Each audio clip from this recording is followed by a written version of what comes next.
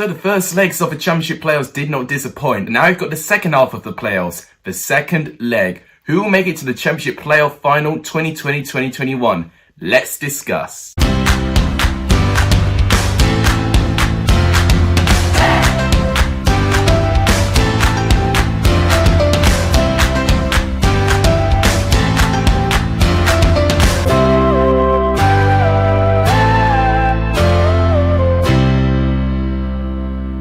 What's up everyone, welcome back to a brand new video on the channel. It's a big day in the channel. We are predicting the Championship playoff semi-final second leg. Of course, the advantage goes to Swansea and Bournemouth, who've both picked up a 1-0 victory in their matches. Before we move on, I need to show you an update of Alexa's Hall of Fame, and it was a fantastic couple of weeks for Joshua Frood. He has extended his lead at the top by 4 points now. Charlie Brown and myself did not get a single Premier League score correct, unfortunately. And to remind yourself, this is what the Championship Leicester Hall of Fame looks like as well. And Jaden Plays is a new entry in this league, so congrats to you. If you guys want to be included in the Leicester Hall of Fame, make sure you leave your comments and your predictions in the comments down below. If you guys love please make sure to give this video a like, just tremendously help the channel. Please subscribe. If you ever know we want to try and push to 550 or 600 subscribers as soon as we can, that really would make my day. And please share my channel as well, that would really make my day. But without any further ado, let's start predicting the second leg games. So we start off with Brentford going up against Bournemouth. Now, I think what we'll be playing in Brentford's favour is that they got into this exact predicament last time they were in the playoffs. They lost the first leg by 1-0, but they came back fighting hard in the second leg and managed to win by 3-1. Of course, that's what they did last year against Swansea. And they didn't have a single member of the crowd in their stadium. Brentford are going to have fans in their stadium for this game, and I think it will give them a good competitive edge. And I think having fans in the stadium in the first tie for Bournemouth really did elevate the team, and I think they competed with Brentford terrifically well. As you can see here, this is the formations that both these teams actually went with. So I predicted the formations in my last preview video, and actually I wasn't really far off, to be honest with you. But as you can see, Bournemouth went with 4 at the back, which is what we expected. Brentford was interesting because we thought, is it going to be 4 like they're used to, or is it going to be the 5 or the 3 at the back, where they started trying when they got their 5-0 win over the Preston? They went for 5 at the back. They really tried to switch things up on them. And if you can see with the stats down here, 58% possession went for Brentford, 42 for Bournemouth. Chances goes 11-9. So really tight. But if you look at this is the big stat. 4 shots on target for Bournemouth. Brentford really struggled to create any form of meaningful chances. The biggest chance went to Bryan Mbeumo when Brentford were behind. If he's got that shot in, it would have been 1-1 and it would have been an entirely different scenario in this tie. But Bournemouth did get the goal. It was a fantastic counter-attacking goal. Pontus Jansson from pretty much right in the other end of the pitch. Danjuma won it back. He started off the counter-attack, and it was fantastic passing play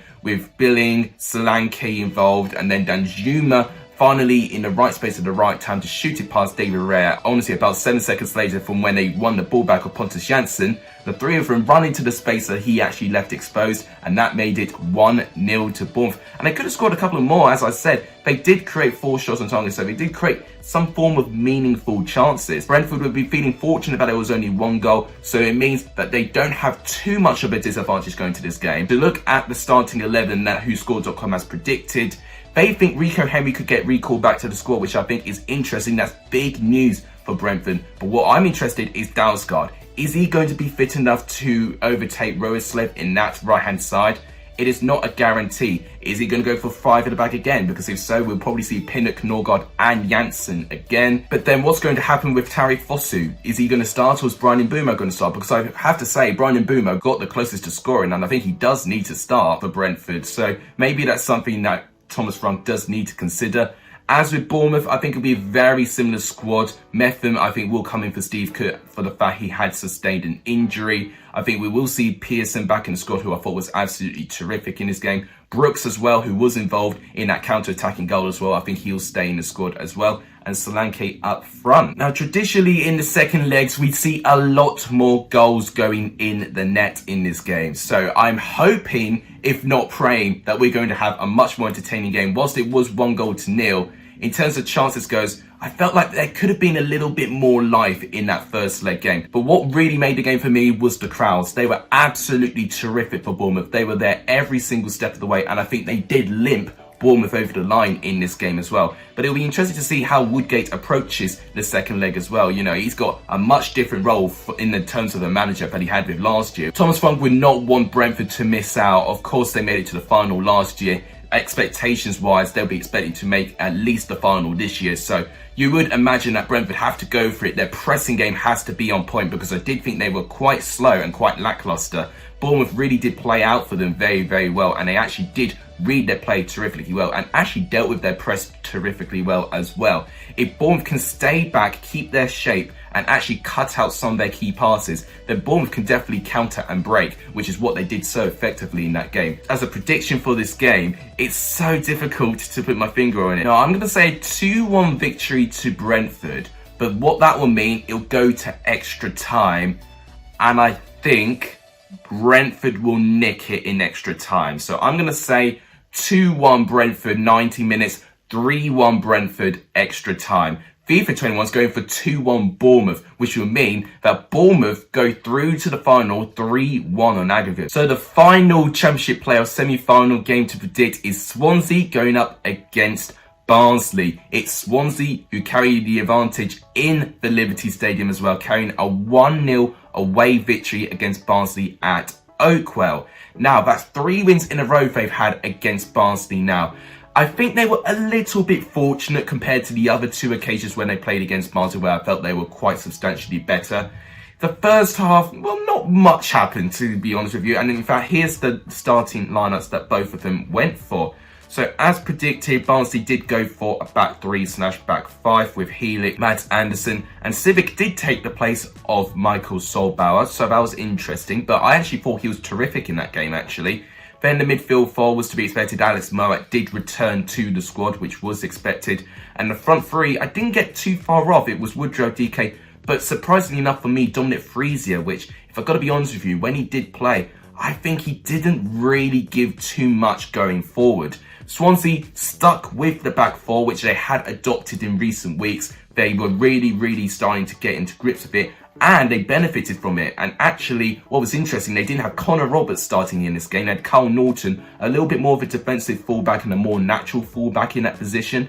And I thought he was terrific. Of course, he got the assist of the goal. It was a terrific solo goal from Andre Ayew. The pass from Norton was great. He got a past Helik and Anderson and shot a fantastic shot in the bottom left corner to make it 1-0. But of course, the playoffs are not over yet. It is only 1-0 on the score sheet. Swansea, for me, didn't really create too much, that they could have created more. It was Barnsley who probably would be looking with a little bit of regret, because they did have plenty of chances. They hit the woodwork. DK and Woodrow did have chances to test Woodman, which they did do in the end. Look at the average age as well in both their squads. 24 for Barnsley, 26.5 for Swansea. So definitely, whatever outcome both these sides will have in this game, they've got a young, exciting squad on their hands. If we look down to the stats, very even, 50-50 on possession. We don't see that often. 11 Barnsley shots to Swansea's 9. 4 shots on target for Barnsley to Swansea 3. It was very neck and neck. A traditional championship playoff game where two sides are very close in quality. Now in the Liberty, Swansea's mission for me will be trying to keep to that scoreline. They'll want to try and restrict Barnsley, who they themselves will definitely be going for it. And if Barnsley can execute it well, Barnsley are as good as any team I've seen in the championship because of their pressing, their attacking style, and just everything from tracking back as well, and even their defence as well. I thought they did a terrific job actually keeping Liam Cullen very quiet. Then that brings the question, what would the squads be in the second leg? This is what WhoScored.com thinks the squads could be. So it looks like it's going to be a pretty unchanged squad. In fact, yeah, there's no changes in that squad whatsoever. Roberts doesn't go in. Maybe you could throw in a question mark. Does Routledge do a better job than Liam Cullen does in that striker's position?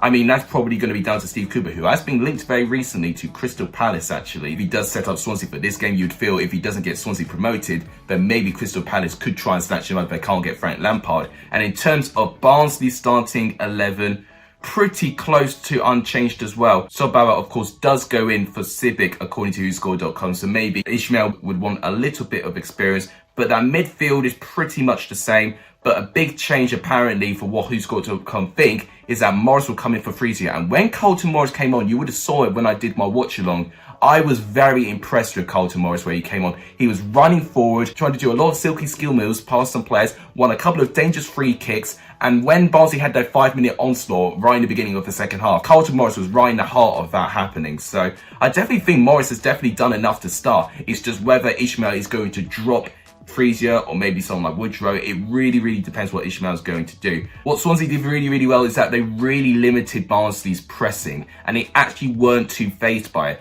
When Barnsley did have their onslaught, they did really well to change the game and switch the momentum. And they did that well by keeping the ball. There was a period of 10 minutes where Swansea had 70% of the ball. And then that is when they started having opportunities as well. So if Swansea can actually do what they do best, which is killing the game off and managing to shift the momentum to their side, then maybe Swansea can finish the job against this young, youthful, exciting Barnsley side. Of course, for Barnsley to win this game, they'll need to complete a comeback from losing their home leg. Now, only Derby County have managed to do that. Of course, it was their 4-2 frantic away victory against Leeds United. So very rarely that happens, which is why I'm almost teetering to back Swansea for this leg. To predict this game is so difficult. I really do not know what to call. 3 for 21 has predicted 2-0 to Swansea. I actually might be edging on to agree with it. Although Barnes could definitely go for it, I could definitely try and get a couple of goals in. And if they get an early goal, then I would say it'd probably be Barnsley who'd be the favourites. I just think Swansea, the way they organise themselves, I just think it's just too good for Barnsley to break down.